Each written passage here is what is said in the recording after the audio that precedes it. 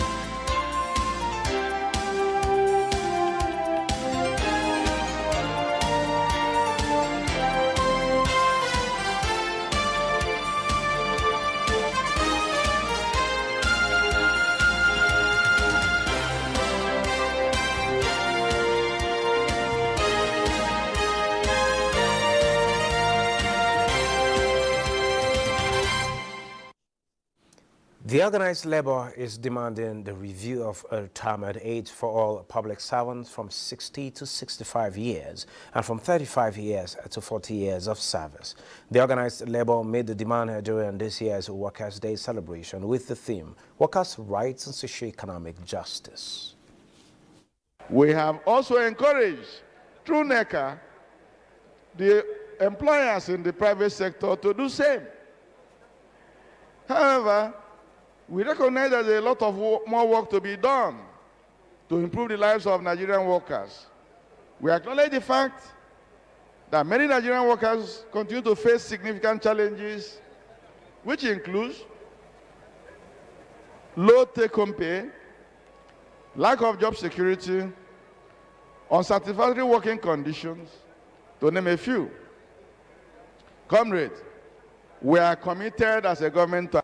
We therefore, as a government, preserved work rights for the workers and following that enthroned socio-economic justice as exemplified in the following. 1, collective bargaining for a minimum wage as we did in 2019. 2, we presented bills to the National Assembly which we passed at the Federal Executive Council, which will be sent to the National Assembly for consideration, where we removed about 7 obsolete legislations that deal with labor.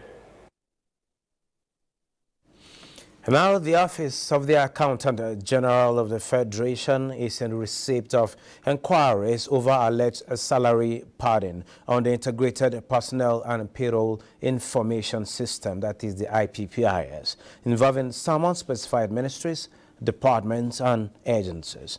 Director of Press, Office of the Accountant General of the Federation, Bao Mokwa, says there is no evidence of salary padding before the OAGF office at this time. However, the office says it is aware of reported breach of the IPPIS third-party payment protocol at an institute outside Abuja. The incident has since been reported to and is being investigated by relevant anti-corruption, security, and regulatory agencies. In the meantime, a staff suspected to be connected with the breach has been suspended to allow for thorough investigation. All necessary steps have been taken to strengthen the controls around the IPPIS payment platform, and an independent forensic audit of the entire payroll system is underway to ascertain if the reported breach is isolated or widespread. Now, oil fell on Monday as concern over the economic impact of the U.S. Federal Reserve potentially raising interest rates and weaker Chinese manufacturing data outweighed support from new OPEC Plus supply cuts. taking effect this month. The Fed, which meets on May 2nd to 3rd, is expected to increase interest rates by another 25 basis points. The U.S. dollar rose against a basket of currencies on Monday, making oil more expensive for other currency holders. Brent crude fell $1.64 to $78.69 a barrel, while U.S. West Texas Intermediate crude slid $1.66 to trade at $75.12.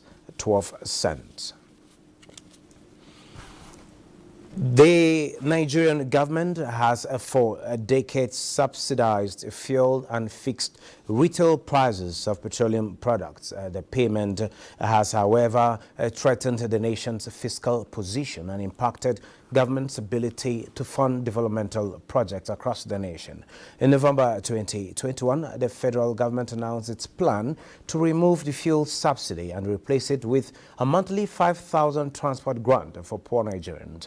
But the government later suspended the plan after the Nigerian Labour Congress and the Trade Union Congress threatened to embark on mass protest. In February 2023, however, the International Monetary Fund urged the Nigerian government to deliver on its commitment to remove fuel subsidies by mid-2023.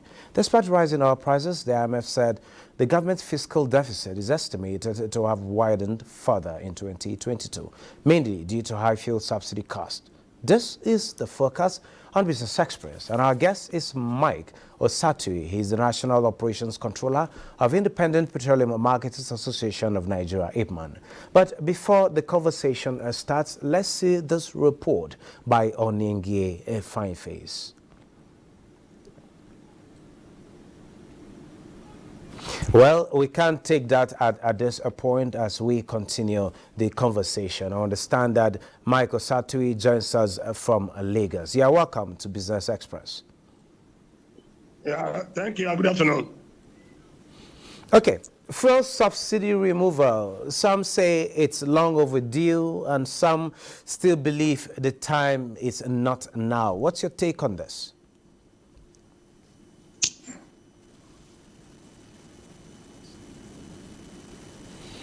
Hello, Mr. Mike. Did you hear me? Yeah, I'm hearing you.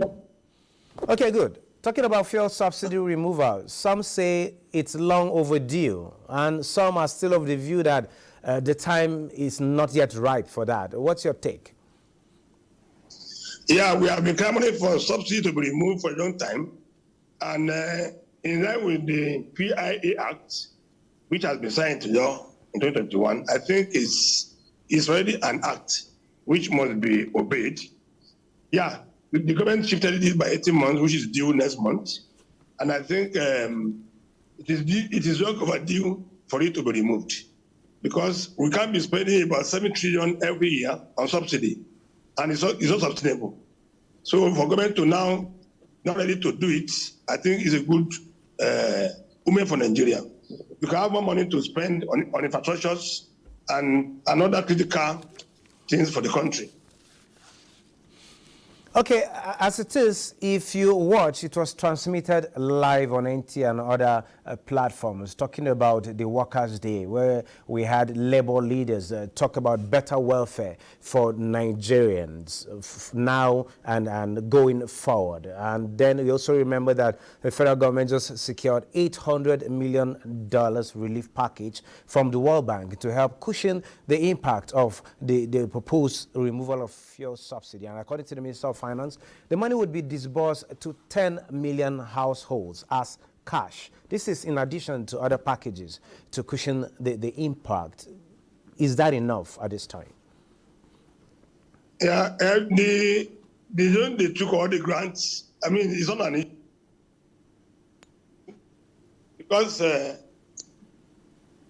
Because you can't be giving people money every month.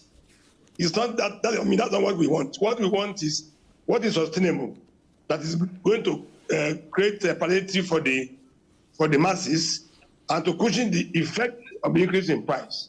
Like what the labor are saying, that if man has facilities to install CNG for vehicles, which can bring succor to Nigerians.